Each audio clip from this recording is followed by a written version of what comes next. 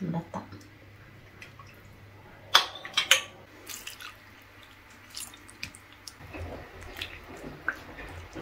Galing po kami sa store.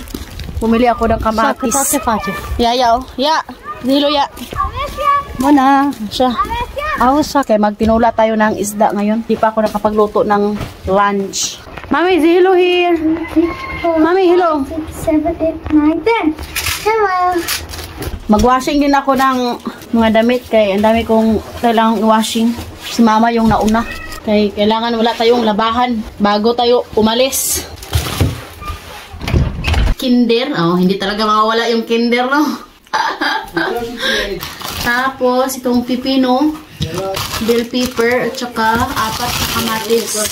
May luya tayo. Bili ng aking sister-in-law. Ito yung isda na gagamitin natin. Masarap to, guys. Parang bangus. Pero iba yan sa bangus. Yung bangus kasi is matinik. Yan is, hindi siya matinik, guys. Eddie. Hello, Eddie. Hello, my love. Hello. Galing siya sa work tapos umuwi, guys. So, ayan, guys. Tapos na natin malinisan yung isda. So, ngayon, hiwa-hiwain natin to. So, usapang isda, guys, yung biran ko na babae, hindi po siya kumakain ng isda kasi daw may allergy siya. Tapos, yung kapitbahay namin, di ba, nagkasabay kami kanina. Tinanong niya ako kung ano daw yung lulutuin ko. Sabi ko, isda. Sabi niya, ayaw daw niya. Hindi ko alam kung bakit hindi sila mahilig kumain ng isda. Yung father-in-law ko is kumakain naman siya, pati si Habi. Pero yung mga babae dito, guys, iwan ko sa kanila kung bakit hindi sila mahilig kumain ng isda. Mahilig na kumain ng karne, pero yung isda, ayaw. By the way, iba-iba man tayo, guys. Iba kasi yung isda dito sa Romania. Iba talaga yung isda natin sa Pilipinas. Masarap. At saka fresh. Ito kasi is parang walang lasa. At saka malansa. Bihira ka lang makakita dito ng isda na masarap. Ito, masarap to, guys. Prito at saka paksiw. And first time ko ngayon magluto ng tinula.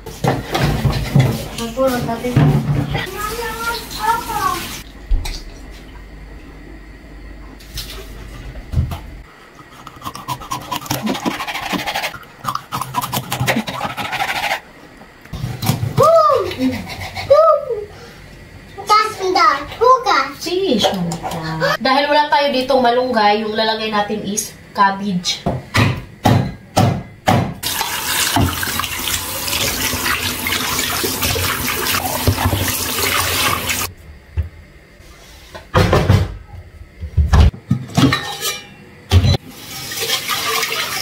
Bali, hatiin natin to, guys. Yung kalahati, iprito natin. Tapos yung kalahati, isabaw natin, itinola.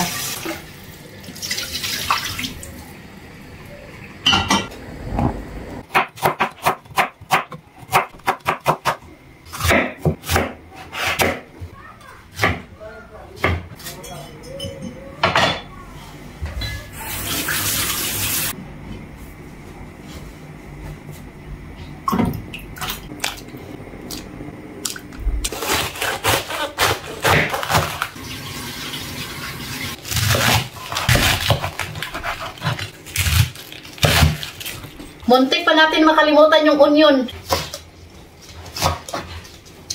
Meron palang onion, guys, sa tumubo. So, kaya kinuha ko yung dahon.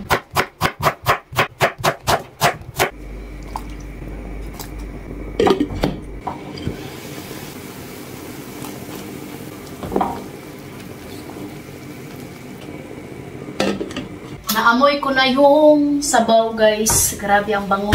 Masarap sana to, guys, kung meron tayong yung siling haba ba. So, wala man tayo eh. So, ilagay na natin tong isda.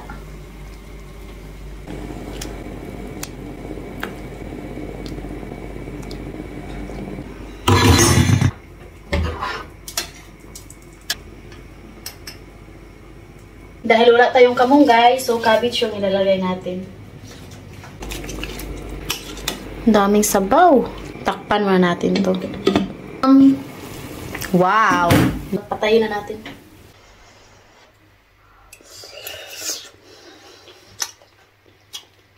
Ang sarap. Lang isda yung ulam natin. Oh, sandata.